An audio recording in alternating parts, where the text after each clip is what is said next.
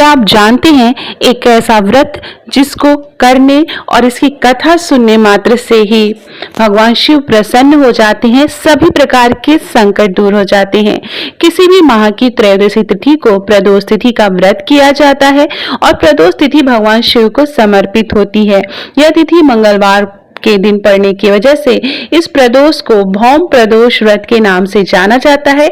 आज भौम प्रदोष है, आप सभी को भौम प्रदोष व्रत की बहुत बहुत शुभकामनाएं। स्वागत है, मैं भाविनी मिश्रा आप सभी के सुखी, स्वस्थ और मंगलमय जीवन की कामना करती हूँ।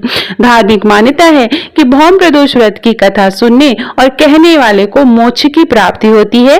तो प्रेम से बोलेंगे ओम नमः शिवाय। हर माह के शुक्ल पक्ष और कृष्ण पक्ष की त्रयोदशी तिथि को प्रदोष तिथि का व्रत किया जाता है। जब प्रदोष व्रत मंगलवार को पड़ता है तो इसे भौम प्रदोष के नाम से जाना जाता है। भौम प्रदोष व्रत की कथा सुनना व कहना बहुत ही पुण्यदायी माना जाता है और इस कथा से पूजा भी पूरी होती है। तो प्रदोष काल में शाम के समय जब आप पूजा करेंगे तो आपको भौम प्रदोष की कथा अवश्य सुननी है। मान्यता है कि भौम प्रदोष व्रत की कथा सुनने और कहने से देवों और देव महादेव का आशीर्वाद प्राप्त होता है, आर्थिक परेशानियों से मुक्ति मिलती है। आइए कथा का श्रवण करते हैं। सूत जी कहते हैं कि अब मैं मंगल त्रयोदशी व्रत का विधि विधान कहता हूँ।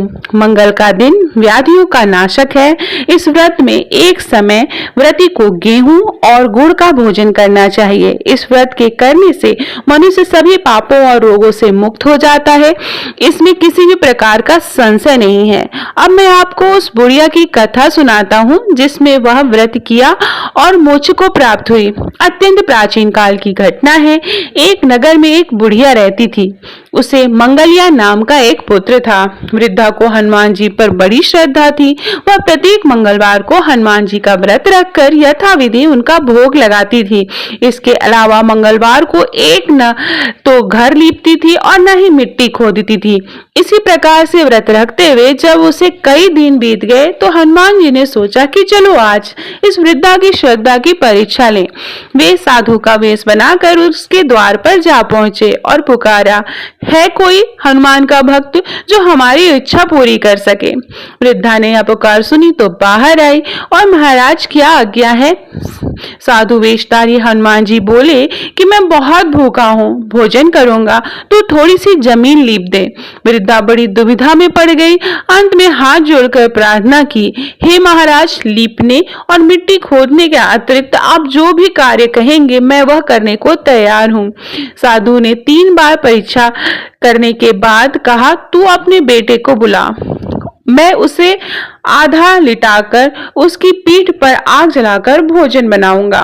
वृद्धा ने सुना तो पैरों तले धरती खिसक गई, मगर वह वचन हार चुकी थी। उसने मंगलिया को पुकार कर साधु महाराज के हवाले कर दिया, मगर साधु ऐसे ही मानने वाले न थे।